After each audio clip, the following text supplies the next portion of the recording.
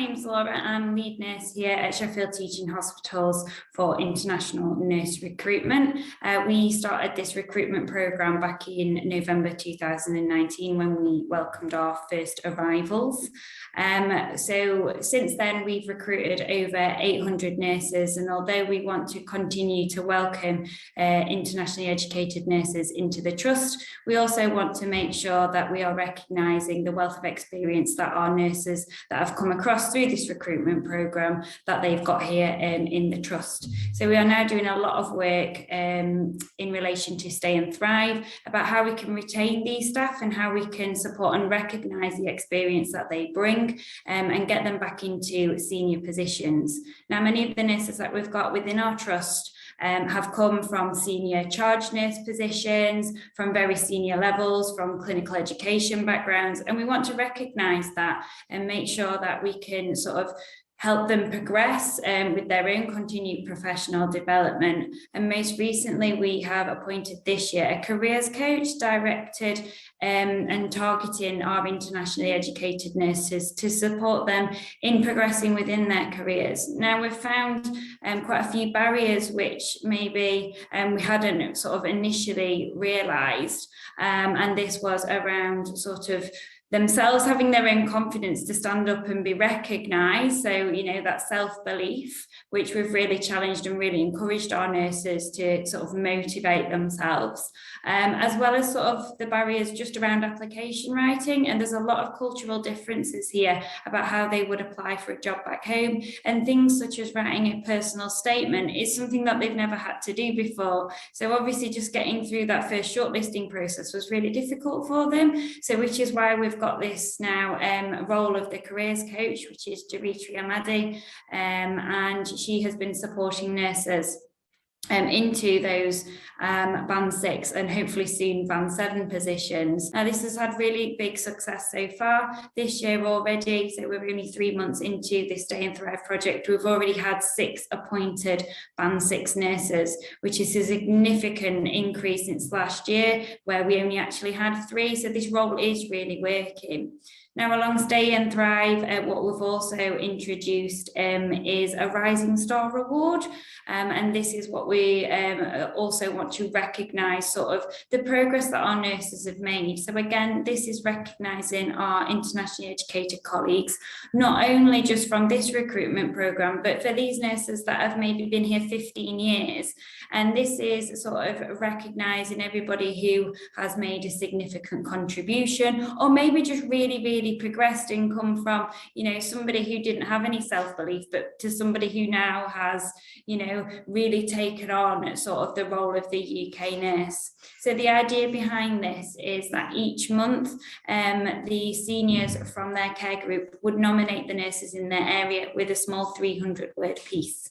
Everybody that's nominated would get a certificate as recognition of this, but then once a month we will take in all of the nominations for that month, have a look over all of them, and then within the central nursing management we would have a look, and then that one person would get awarded with a small trophy saying, well done, you've achieved this month's Rising Star, and they would be recognised with that, but also recognising everybody else who's been nominated.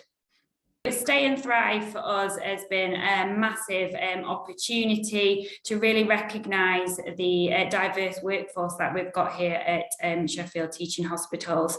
We really want to recognise the wealth of experience that our nurses have got, and by using Stay and Thrive and using the initiatives there, we've been really able to support our colleagues. Now, it's been great to see all of our nurses sort of flourish and progress and really have that sense of belonging, and that they are recognised here at the trust. So I think sometimes it's really easy to sort of get lost in the day-to-day sort of workforce and the recruitment, and sort of we really want to appreciate the staff and the experience that they bring here, and through this Stay and Thrive we can really support them. It's been great having the 2 initiatives, sort of the careers coaching and the Rising Star Award, just to be able to give back a little bit to our community. Now, what that's also meant is then that each nurse nurse is wanting to do more. So the nurses that we've already sort of been nominated or have got into those band 6 positions, they have been role models for the others coming through. And it's been really nice to sort of showcase them and share their stories and go, well, this could be you. So that has been sort of a really nice opportunity. And you feel really proud as well as a nurse to be able to go, oh, look, I remember you when you first came here and you were this really quiet nurse and now you are a band 6, you're a clinical educator, and look at what you're doing now. And it's been so amazing to sort of share that with them. And I know with some of them I've gone, can you remember this photo? This was your day 1. And now you're a band 6 and you are working with me. I've actually got one of my nurses that I originally recruited back in 2020, and she works for my team now. And how amazing is that, to be able to sort of go, look at how far you've come. So from a personal level, it's been amazing to see them flourish, but as well, as part of Stay and Thrive, it's grown my team as well, so that we can sort of dedicate a bit more support to each nurse. And I think if all sort of trusts are able to jump on these opportunities and do this, they can only sort of progress, really. I think it's just an amazing opportunity for us to be able to do it, but then to be able to share the work that we're doing and hopefully inspire some other trusts. That would be amazing as well.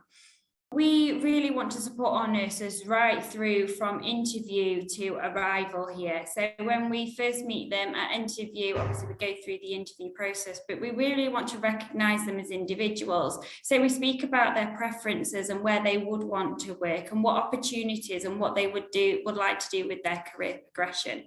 Once they have accepted an offer here at the trust and we've organised their arrival date, we actually do a pre-deployment call with them to make sure that they are ready, outline any anxieties, but then talk about the simple things like what to pack, what's the weather like, what is my role going to be here, and relieve, a lot of it is just relieving those anxieties. And then when they do come, I actually go and meet them on arrivals day. So it's usually, hi, I interviewed you and I met you on the pre-deployment call, so I'm not just a new face for them.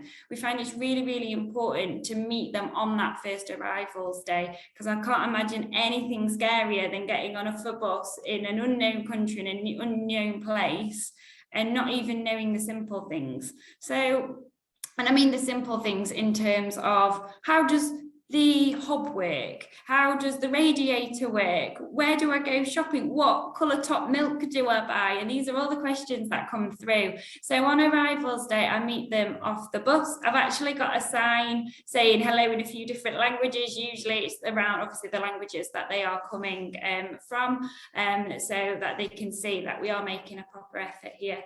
And then so we meet them off the bus and we get them settled into their accommodation. Now, the accommodation that we use here is provided by the university, so it's got a full on-site community services, customer services 24 hours a day, and they've got maintenance support all the time, so we know that they're going to be really well looked after there, because as much as I'd love to be a plumber, I'm not going to be able to support them in that way. What we do with each of our arrivals is we put them in a WhatsApp group. Now, that WhatsApp group has got myself and all the members of my team on there, so we can give that support constantly. We do daily welfare checks on them in the first week. And then after that, we do weekly welfare checks. Now, obviously, that does reduce as they've got here and they don't need us as much, but we do just give them a reminder, we are here if you need us. So on that first arrivals day, they're already in this WhatsApp group. We've already said hello while they're on the bus up here, so they know that we're kind of waiting for them. When they get here, we give them a welcome booklet, which is just this one here. And this has just got some really nice little tips in there. It talks about South Yorkshire, it talks about Sheffield, the top 10 places to go, how to catch a bus, where, how to pay for a bus, where the supermarket is. Just the simple stuff that maybe we didn't initially think about when we first started this programme. But lots of things have come up about, it was the small questions of, Laura, I really want a drink. And so to me, that was, well, just go and get a glass, go and, the simple things. And I was like, oh no, all UK water is drinking water. And they're like, oh, I didn't realise. And it was the simple things like that. So I've learned an awful lot myself of what different things are called. And I actually built this welcome booklet that I've got in partnership with the nurses that have come through, and I was like, what are your most pressing questions? So we go through all of that with them when they first arrive. First few days here are leisure time, just so they can acclimatise mostly, and for the most part just catch up on some sleep, because they all tell me how tired they are when they first arrive after that really, really long flight. Then the first Monday here is their induction and orientation programme. Now what we do, because we realise one of the main anxieties is, I don't know how to get there. So what we do, one of the recruitment team, whether that be myself or one of my colleagues, actually go and meet them at their accommodation, and we walk with them to induction. We show them which bus to get, where to get it, how, where they're going to be. And then in part of their induction, the first day actually covers UK life. So during this time, we cover how to register with a GP, a dentist. We help them set up a UK bank account. We tell them what ward shoes to wear, go over everything for them so they're feeling just a little bit more relaxed. As part of this, what we also do is we give them a Sheffield friend, is what we like to call it. And this is actually one of our previous nurses, and they do this on a voluntarily basis because they really want to help people coming through. And once a month I thought, hi, I've got 10 new arrivals. Does anybody want to buddy up this time? They go, yes, me. And I've usually got too many because they all want to support. But then that means they've got a Sheffield friend now, one of the nurses that has already been through this process. They have a buddy, a friend just for a Sheffield friend, but then they've also signed a ward buddy. Now what this means is that they've got a point of contact on the ward that they can go to ask questions, raise any concerns in a clinical point of view. So what we've really, really recognised is that we don't want the nurses just to be okay at work. It's important to have that good work-life balance as well. And it's supporting that and making sure that they're happy at home and happy at work as well. So we like to be able to support them through all aspects.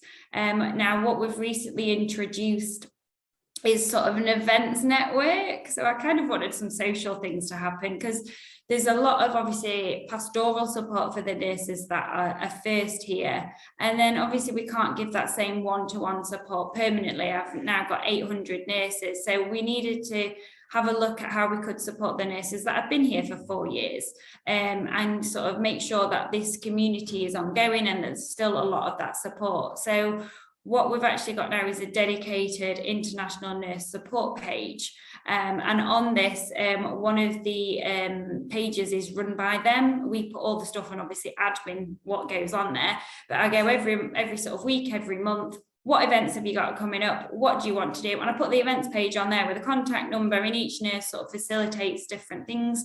So we've had different sports events. I'm going to the football this week. Who wants to come? And so we have a point of contact. So this could be nurses that have been here a while. This could be nurses that have only just arrived. So they're all meeting all different people. And that obviously this isn't just for our international nurses. They can bring along their friends that they've met on the ward, that they've met at church. So it's really sort of creating that ongoing sense of belonging and social environment for them. What I've also focused on myself is the mums and dads of the group.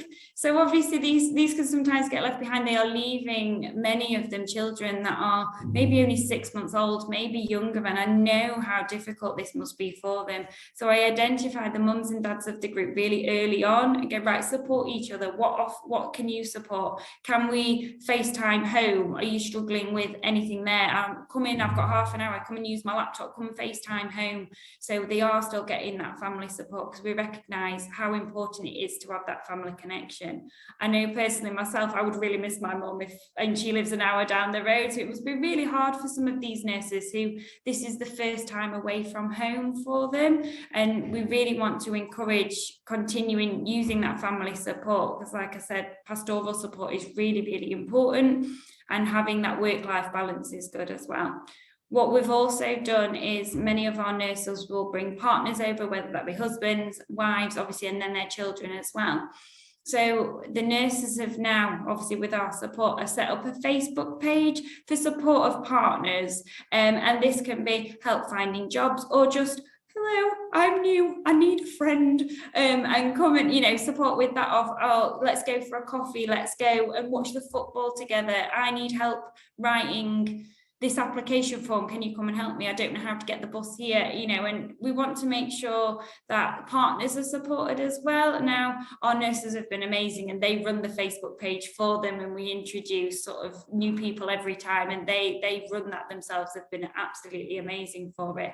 But we don't want them to feel sort of left out of our community here, because that's what we are trying to sort of create. You know, we want our workforce to be representative of our community. So if there is sort of jobs here that they can do at the trust, we would obviously support that. And our nurses come to us for advice, going, my husband's looking for a job, what would you recommend? Is there anything at the trust? And we help, you know, support them and sort of signpost them to where they could go, because it is really important that they've got that family connection as well. We started this programme 4 years ago, and the understanding of the role of the pre-registered nurse wasn't well understood, and that took a lot of learning from myself and everybody in the wider workforce. We rely heavily on our clinical educators, and we've worked really, really closely with them to integrate these nurses into our community. And we had to initially learn of, well, what's different, what is culturally different, and what happens back home to what happens here. And that will obviously depend on which culture that they've come from, because practices are very different. Trusts do it differently, and what we found has worked really well is getting our nurses, our pre-registered nurses, to work initially for sort of probably around six weeks before taking them out for their ROSCE training. And during that time, they would work alongside a registered nurse at all times, and really work and learn to transition and use their skills that they've already got, use their transferable skills to learn the way of the UK nurse, obviously with our backup as well. Now, what we do if any nurse is struggling to progress, and one of the main struggles that we've found is the Yorkshire accent, and that we really struggled with that. And, you know, some words, you know, people who live an hour away don't understand what some of the words mean. And actually, as part of induction, we go over Yorkshireisms. And we've actually got a page in their in their welcome booklet, which goes over what some of the words mean. I mean, if I just read some of these out, if I said, oh, she'll be right, and they'd go, oh, what do you mean? Oh, well, it'll be okay. And I say this to them all the time. And now, funnily enough, some of my nurses actually use some of the Yorkshireisms themselves, the ones that have been here a while, which obviously we love. But some things like that have been sort of really difficult to sort of overcome. And we've worked really closely with our ward staff and done some training with them about where they might struggle and what barriers you might have to overcome. So now, I mean, we've obviously welcomed over 800 nurses into our trust, so it is quite the norm for them. We've got another new nurse, and it got to the point where I was getting sort of emails and phone calls from matrons and ward managers going, when are the next arrivals? Can we have some this time? Because we want them. As time's gone along, we've obviously got established nurses now who've come from international recruitment. They are in our trust now, and they are supporting managers in understanding that cultural difference. And I still go to them. I mean, I'm no expert here. I've been doing it for years, and there is still some things that I don't understand. But I go back to my nurses now going, maybe am I not explaining this correctly, or how would you do this? What would you want if you were doing this again? And they've really helped me, like with the addition of our welcome booklet. I asked them, they are the experts now. What do you need? What can we do better as a trust to support you? And we've really welcomed all of that feedback. We did focus groups earlier last year and asked them, if you could do it again, what would you recommend? And what are the barriers that are you facing? And what can we tackle? What can we do to make this better for you? And we found that really helpful, just to get their feedback, because ultimately it's affecting them, and we want to do whatever we can to support them in making it better.